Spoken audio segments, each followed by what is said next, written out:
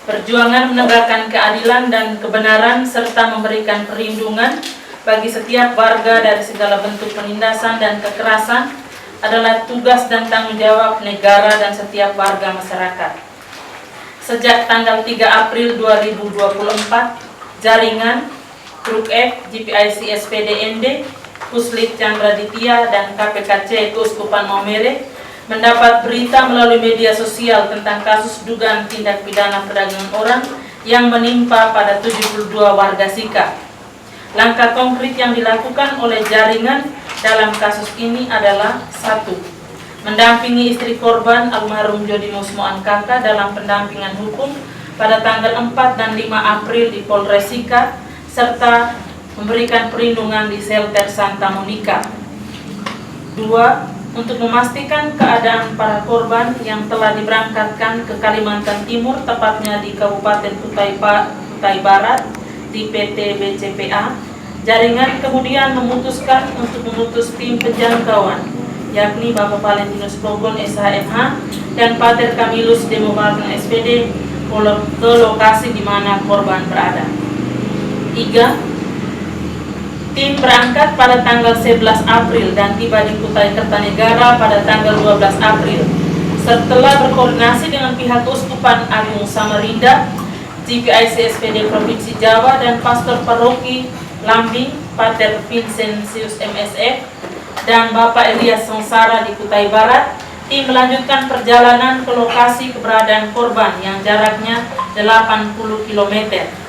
Bapak Elias Sengsara, seorang diakon awam yang berasal dari Kabupaten Sika, menyertai tim ke lokasi. Pada tanggal 14 April, tim membawa 6 korban inisial PA, YRD, HKB, HYY, HH, dan ANL keluar dari lokasi menuju ke stasi Santa Elizabeth Belusu, salah satu stasi di Paroki Lambing, dan ditampung di stasi tersebut.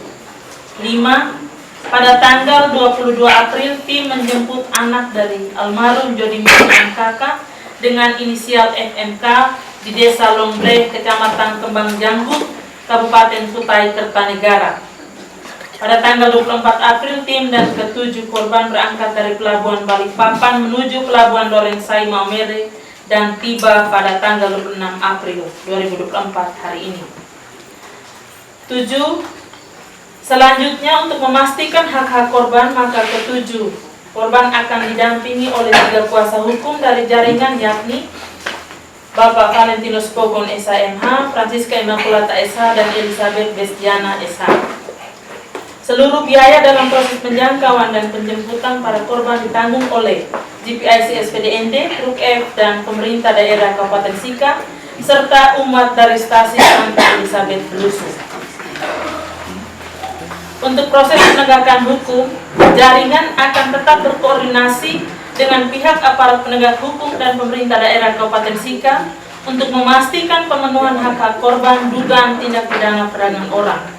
Kami berharap agar aparat penegak hukum sungguh-sungguh dapat membongkar sindikat perdagangan orang dan kejahatan perdagangan orang di NTT yang selama ini terkesan tidak tuntas dalam penegakan hukumnya. Kami akan mengadvokasi kasus ini untuk memastikan bahwa kasus ini dituntaskan dengan Undang-Undang Nomor 21 Tahun 2007 tentang pemberantasan tindak pidana perdagangan orang. Karena itu kami membutuhkan kerjasama semua pihak, baik itu lembaga-lembaga negara, jaringan LSM nasional dan lokal, serta media, untuk secara saksama dengan caranya masing-masing mendukung dan mengawal proses penanganan kasus ini oleh pihak penyidik Polres Sika. Sekian dan terima kasih.